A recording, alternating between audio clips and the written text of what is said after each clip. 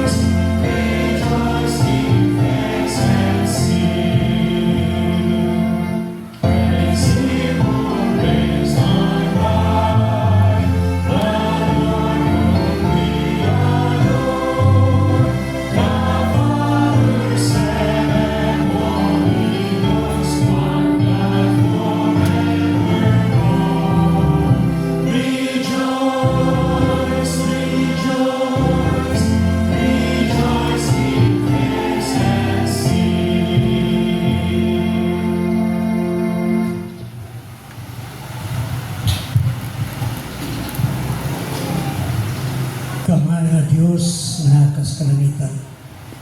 Salamat ikaw maluluyon, ay hugmaon o mapinasayon. Imong ipadala, imong bugtunganan, o pinagi siyang dugo na hugasan ang among asala. Salamat ka kami, imong mapinasayon. O walang Espiritu, mukod sa ikaw sa matagos sa karam, aron mutuhop ang mga mapulong sa among pagkinabuhi. Sa ngalan ni Jesus Manluluas. Amen. Magkapabilin kita sa pagtindog, umitak na sa tagon-tagon, ang teksto nga pagkadagbaton sa atong mga susulti, nga diha makita sa Santiago 2, versikulo 17, nga nagingon, ingon niini ang pagtuo, patay ini kung dili ubanan sa buhay. Nanginhinay kita sa pagtuo.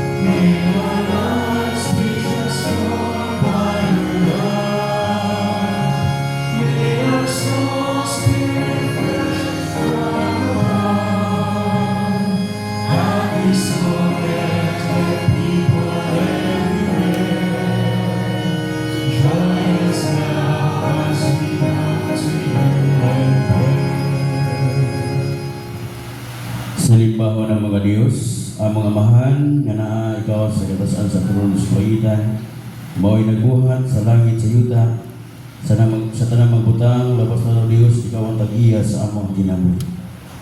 Una sa tanan na mahal, dako kayo ang makalipay, pagpasalamat ka rin mo Ginoo. Nga sa tibok kasimana, imong giamuma, yampingan ang among kinabuhi. Amo nadawat o Diyos ang mga grasya at panalangin, labi na sa kusog sa may panglawas o Diyos nga among nabatna. O ilabi na Ginoo ni mga orasan, imo kami ipadangat, nini imo nga balay nga alambuanan, alang sa among panaghiusa, sa pagdahay, pagambahan nga nakanimo, pinaagi sa Espiritu sa kamatuoran. Kauban sa umang ingsunan, nga nagikan pa sa naglain-lain nga dapit, niya sa Ginoo alang sa among panaghiusa, diha sa among pagsimba nga nakanimo.